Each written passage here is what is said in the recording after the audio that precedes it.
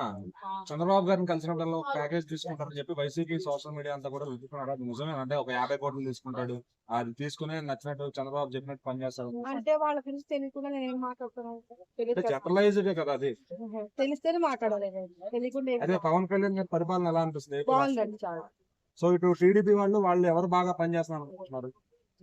ఎవరికి వాళ్ళు బాగా పనిచేశారు.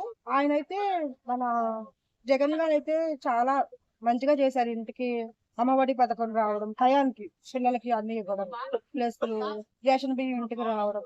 ఇప్పుడు రావట్లేదా టైంకి? ఇప్పుడు నాకు తెలియదు ఎక్కడ ఉంటున్నాను కదా. అప్పుడు కరెక్ట్ వచ్చాయండి. ఓన్లీ వైసీపీ వాళ్ళకి వచ్చి అన్ని పార్టీలకు వచ్చాయి. అన్ని పార్టీలకు వచ్చినాయండి. అయితే నిన్న జగన్మోహన్ రెడ్డి గారు కొన్ని కామెంట్స్ చేశారు. ఏది పవన్ కళ్యాణ్ గారు ఎమ్మెల్యేకి తక్కువ కార్పొరేట్ ఎక్కువ అని చెప్పి. సో మరి ఎందుకంటే ఒక డిప్యూటీ సీఎం హోదాలో ఉన్న మనిషిని ఈయన ఎట్లా చేయగలుగుతారు అట్లాగా? ఫస్ట్ ఆయన ఉన్నప్పుడు ఈయన కూడా చేశారు కదా, పవన్ కళ్యాణ్ గారు చేశారు. జై జగన్ పర్సనాలిటీ గురించి ట్రోల్ చేస్తారు అని అంటున్నారు కదా. సో ట్రోల్ చేసిన వాళ్ళందరికీ కూడా తమ్ముడు మూవీ ఒకసారి చూపిద్దాం మళ్ళీ ఒకసారి థియేటర్ లో వేపించి అందరినీ ట్రోల్ ఎవరైతే చేసిరో వాళ్ళందరూ ఒకసారి తెచ్చి కూర్చోబెట్టి ఆ మూవీ చూపిద్దాం. ఇంకోటి రీసెంట్ గా మనకి హరిహర వీరమల్లులో ఒక చిన్న గ్లిమ్స్ వదిలేరు. తను స్టిక్ పట్టుకొని అంత హెవీ బాడీతో లేచి ఒక పంచ్ అంత మీరు అందరు చూసే ఉంటారు కదా. ఆ ట్రోలర్స్ కి అదంతా కనిపించలేదు అనుకుంటా. మళ్ళీ ఒకసారి షేర్ చేద్దాం అందరికి కూడా.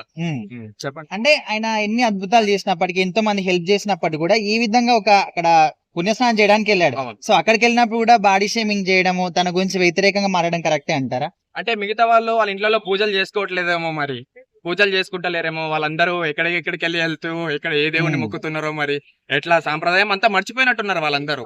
సో ఇట్లనైనా సరే చూసి నేర్చుకోండి అని చెప్దామని పవన్ కళ్యాణ్ గారు అనుకున్నారు. సో దాన్ని వాళ్ళు ఇంకో రకంగా తీసుకుంటున్నారు అనమాట. ఇంకొకటి బ్రో, రీసెంట్ గా వల్లభనేని వంశీని కలవడానికి జగన్మోహన్ రెడ్డి వెళ్ళాడు.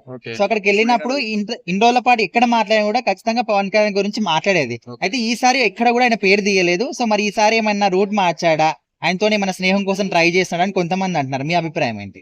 సో లేదండి, దాని గురించి నాకు తెలియదు. నేను ఇంకా